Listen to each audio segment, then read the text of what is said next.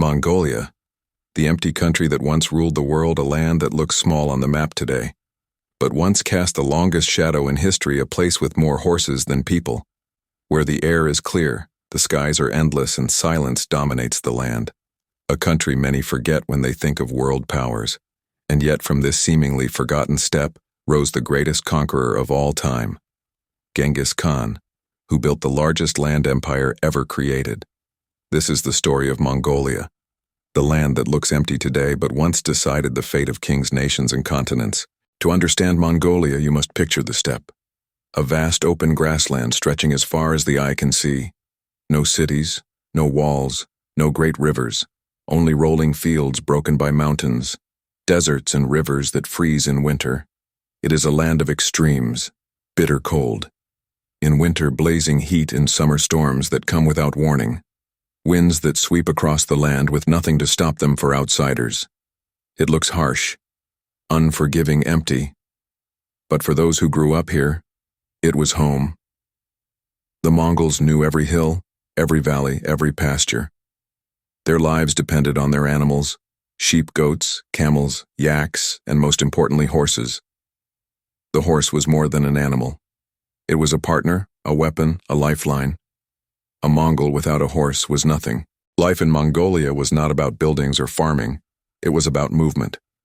Families lived in gyrs, round felt tents that could be taken apart in minutes and carried across the steppe.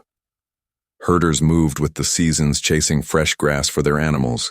They lived simple lives, but they were tough, shaped by hunger, cold, and endless struggle. Their strength came from freedom. They were not tied to one place. They could adapt to whatever nature threw at them. And this way of life gave them a power others could not match: speed, mobility, and unity. It was from this hard world that Temujin was born in the late 12th century. His childhood was filled with hardship. His father was poisoned by rivals. His family left to starve. He grew up abandoned, betrayed, and hunted. Many would have broken under this pressure, but Temujin learned to fight, survive, and win. He valued loyalty above all. He rewarded allies and punished traitors. He believed skill and trust mattered more than birth or wealth. Slowly he gathered followers, men who saw in him a leader who could bring order to the endless feuds of the steppe, tribe after tribe, clan after clan. He fought, defeated, or united them, until finally he rose to power and was given a new name: Genghis Khan, the universal ruler. What Genghis Khan built was not just an army. It was a machine of war. Unlike anything the world had seen, the Mongol horsemen could ride for days without stopping. Each rider carried several horses, so he could switch mounts and keep moving. They lived off the land and off their animals, drinking mare's milk and even horse blood. When necessary, they could travel twice as fast as their enemies and strike before anyone could prepare. Their weapon of choice was the composite bow, short, powerful, and deadly accurate. Even from horseback, they could rain arrows on enemies, then retreat before being caught. Their tactics were clever. They used feigned retreats to lure enemies into traps. They coordinated units across vast distances with precision. They were disciplined, loyal, and utterly ruthless. City after city, empire after empire fell before them. First the neighboring steppe tribes, then northern China, then the great Khwarezmian Empire in Persia.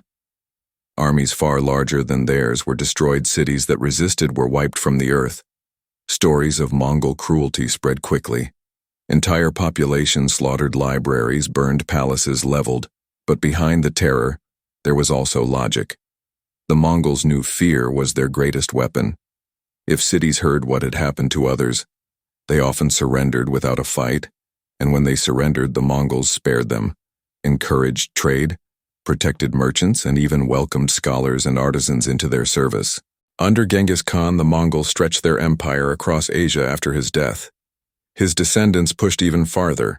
His sons and grandsons led armies into Europe, crushing knights in Hungary and Poland, defeating Russian princes and leaving Europe trembling.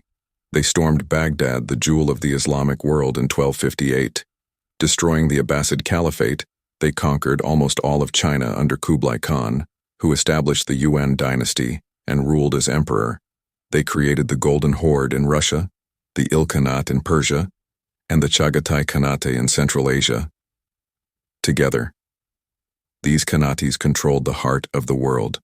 No empire, before or since, has ever ruled so much land in one stretch. The Mongol Empire was feared, but it also brought surprising benefits for the first time in history. The Silk Road stretching from China to Europe was united under one power. Trade flourished like never before. Merchants could travel thousands of kilometers with less risk than ever before. Goods, ideas,